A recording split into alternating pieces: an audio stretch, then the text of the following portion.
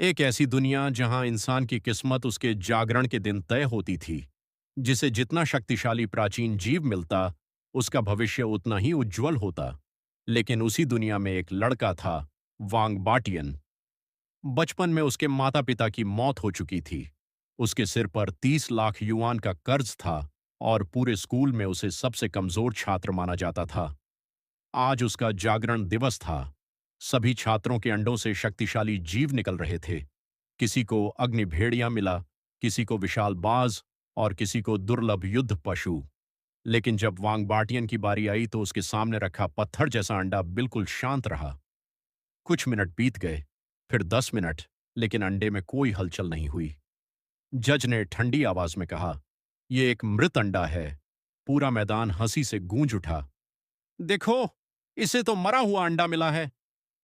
आज से यह सबसे बड़ा निकम्मा कहलाएगा। वांग ने किसी की तरफ नहीं देखा। उसने चुपचाप अंडा उठाया और वहां से चला गया। लेकिन उसकी मुश्किलें अभी खत्म नहीं हुई थीं। स्कूल से बाहर निकलते ही उसका रास्ता एक खतरनाक आदमी ने रोक लिया। उसका नाम था जाओ हू। वह शहर का सबसे खूंखार कर्ज वसूलने वाला था। उसके साथ एक विशाल आयरन स्किन जंगली सुअर भी था। जाओ ने लोहे का बैट उठाया और बोला, 30 लाख वापस कर, नहीं तो आज यहीं खत्म कर दूंगा। वांग ने कहा, मेरे पास पैसे नहीं हैं। इतना सुनते ही जाओ ने पूरी ताकत से बैट उसके शरीर पर दे मारा। वांग जमीन पर गिर पड़ा। बारिश का पानी और खून मिट्टी में मिल चुके थे। जाओ फिर बैट उठाकर उसकी ओर बढ़ा। तभी वांग के माथे से टपका खून सीधे उस मृत पत्थर के अंडे पर गिरा। अचानक अंडे ने खून को सोख लिया। उसी क्षण वांग के दिमाग में एक ठंडी आवाज गूंजी, सिस्टम सक्रिय किया जा रहा है। होस्ट की जान खतरे में है। आपातकालीन जागरण शुरू। वांग की आंखें हैरानी से फैल गईं। पत्थर का अंडा धीरे धीरे टूटने लगा। झाओ हूं हंस रहा था।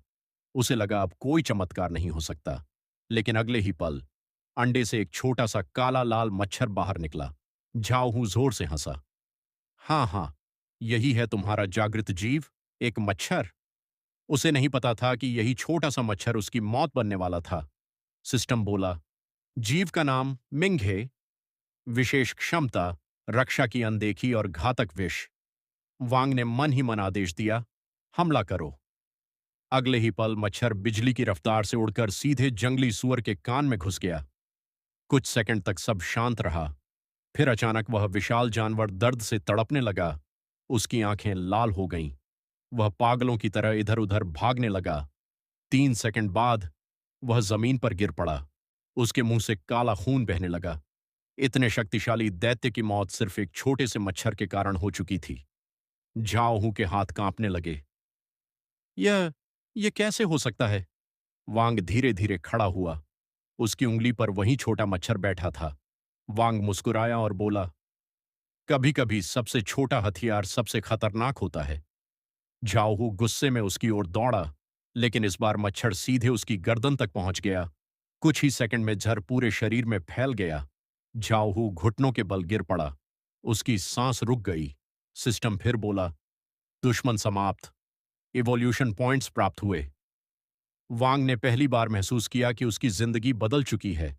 उसे समझ आ गया था कि अब उसकी असली ताकत किसी ड्रैगन या शेर में नहीं, बल्कि इस छोटे से मच्छर में छिपी है।